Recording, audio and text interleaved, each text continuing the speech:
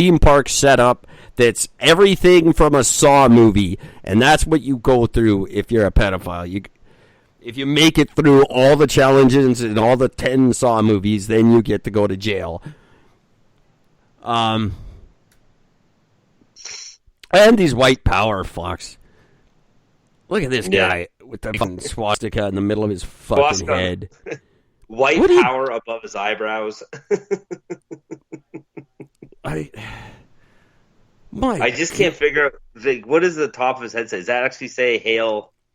It looks like... Is it kill? I think something? It's that Third Reich fucking thing. Third Reich? Yeah. I'm trying to see if it says here, because there's some things about his mugshot show the swastika on his head and the words white power over his eyebrows, which makes no sense. If it said like ginger power or something, that would make sense. I don't get the white power. Throw some fucking bleach in his eyes. 1488 stands for. I wonder what the 1488 stands for. That's probably just like his address. So he gets drunk and passes out in a cab. They know where to take him. I believe it's a 14 and it looks like a 30? Or is it an 88? 1488. I don't know. Maybe it's his locker combo. Fuck, I don't know. That's just his PIN number. He just fucking... I don't know. Why... Now, we're dragging out this episode because whenever Gord springs things like this on me, I need to vet them a little bit before I comment on them, because that's what I do. I don't just say, "Oh, Trump lifted a ban," and fucking go with it. These stories are becoming all too common, and this is starting to be. And I don't like to have all these fucking movements and like crusades that I have to be on. But this is going right along with not criminally responsible. Is this parole goddamn bullshit? I don't believe in not criminally responsible, and I don't believe in if a guy has just stabbed someone 11 times, that's not a manslaughter. That's not second degree. You may not have meant the first stab, but the next 10, you did. There's no... It might not have been premeditated, but at least the last 5 stabs, those were first-degree murder. The first 5 may be second degree. The last 5 that goes up to first degree, because you know you're doing anything over 1 or 2, you're doing on purpose. That should never be parole. Any chance of parole should be taken away at that point. Why are we paroling anybody? You're not reformed if you can still stab someone 11 times. Then you haven't figured out what you've done wrong yet. You need more time.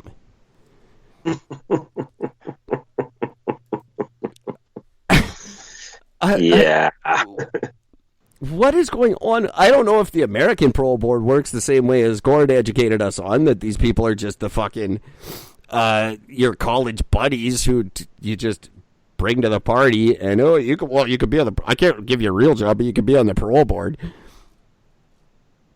And then we go, yeah, sure, I'll do that. And then we just fucking... Then these are the people who make choices. They let the Vince Lees out of prison. They let the Halifax idiot who fucking killed his wife and then got the life insurance for her death. Are you fucking shitting me?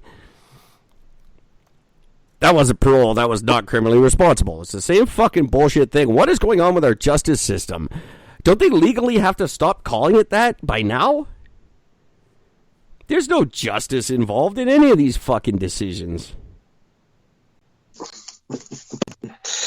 Justice doesn't exist anymore, my friend. That is, they go, that 2 things when I run this fucking country, with or without Gord, preferably with, but when I run the country, the justice system will not be allowed to be called that until it actually demonstrates some form of justice ever, and not criminally responsible is taken off the table, and it goes hand in hand with Fresh Slice. Fuck you, change your name That's not fair. Fresh slice should not legally be allowed to be called that until they make a pizza the day I go to buy a slice. This is pizza that they brought over with them when Justin Trudeau let them into the country. And then they try to call it fresh. No. Same with the Justice Department. Do some justice before you could call yourself that. There was still a worse pizza place in BC that was way a million times worse than Fresh Slice. And I'm happy that they ended up shutting down. Fucking, what were they called? Over by Cat Mall. Flying V. Oh, the Flying Wedge. Flying Wedge. That is the worst shit I would ever attempt to call pizza in my life. I liked Flying Wedge. The only problem was I had to sell one of my kidneys to get a slice. Because they were like $6 for a slice. They're terrible. It was the worst crap I've ever... Dude, I'm a fat man. Yeah, you just didn't like the crust. Seriously. I like the crust. I thought they were good. Their all-you-could-eat was bullshit, but... Because they're giant slices. They made them bigger on Sunday, so all you could eat was 2. It was a fucking good scam. Yeah, I don't miss them by any means. I was not a fan. I wouldn't go out of my way. I don't know why people have to fuck with pizza and try to make it like their take on pizza. Oh, here's our new... Just fucking leave. Pizza doesn't need to be changed. You don't need to do it. Just go to the standards. Go to even fucking Domino's gets it right. There are 3 types of pizza, for the record. Okay? You have pizzas, we all know it. Crust, sauce, ingredients, and cheese. Simple. You have your deep dish, made famous in Chicago. I am all for deep dish. Can't wait to actually try a real Chicago deep dish. And then there's the dual-layered pizza. Those are the 3. Anything else besides that, you're wrong. And stop it. I can live without deep dish. Have you ever been to Chicago? You've never had a real deep dish. I've never been to Chicago, no. I could live without deep dish. I don't need it to be deep. I don't need 700 toppings. I don't need any of that shit. I don't need a big fucking thick crust. All you be like, oh, the crust is the best part. No, it fucking isn't. Why don't you just order a crust then, idiot? Can I just get a crust with dipping sauce, please? The crust is the best part. Nobody ever is honest when they say that. Again, no. Liars. Stop lying. I don't care about deep dish. I don't know. I've never even tried pizza out east, and I'm told Eastern pizza isn't very, very different from BC pizza. So I should get you to mail me some pizza, really. There's the best pizza I can say. There's 2 places that stand out that I can say were the best pizzas. One was over in what's that little fucking town when you come off the C bus in Vancouver? North Vancouver? No. The other when you're in Vancouver. You come off the C bus? When you come off the C bus. Oh, you mean Gastown? Gastown. There's a place somewhere in Gastown. I was drunk that night. Yeah, that you just said Gastown. We get it. You were drunk. Yeah. Nobody sober has ever wandered through Gastown. No, it's true. But there's a pizza place that you walk up to like a window outside. Like when you're outside, you just walk up the window and you grab a slice. Their shit was fucking delicious. I was really impressed. I'm not sure which one you're referring to. There's a couple of them in Gastown like that. And they probably all changed since you were there. Probably. And the other one is that little pizza place at the C bus in North Vancouver. Yeah, they're not bad. Little Italian. Yeah. They're fucking delicious. Not bad at all. And cheap. Yeah, they get props. Yeah, cheap and real Italians. Now, I haven't tried, which means nothing because pizza's French. I haven't tried pizza yet. We now have those in British Columbia. I don't know if they translate from the Ontario Pizza. I know it's the same company. I don't know if it's the same pizza, but I would like to try them. I like pizza. I don't love it, but I like it. One thing I love about pizza is that they're the only pizza place that's open till 3 a.m. Full props there. When I would get home at if I'm up at 2 o'clock in the fucking morning, I'm like, oh, well, it's pizza. They're the only ones still open. Yeah.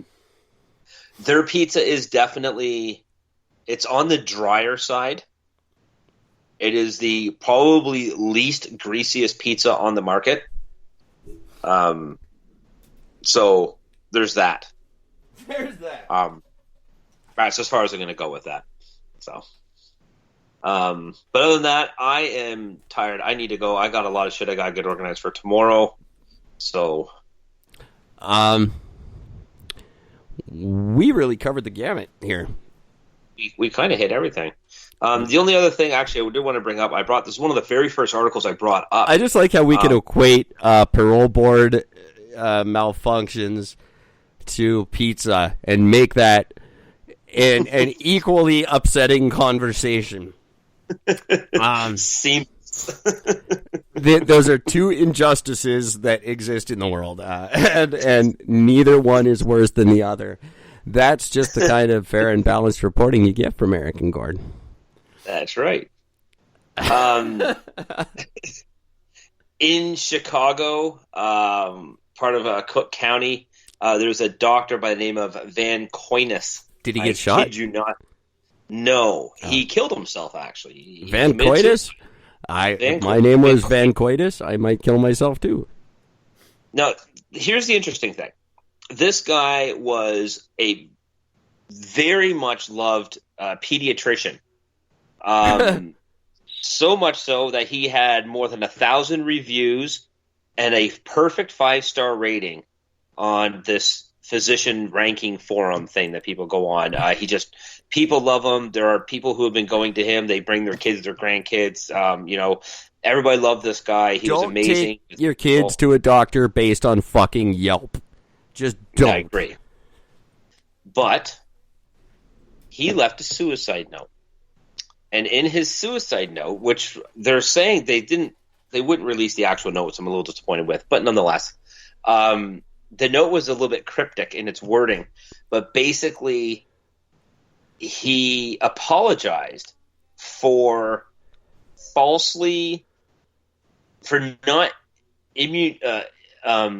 or for leaving children unvaccinated, but falsifying the records to say that they are.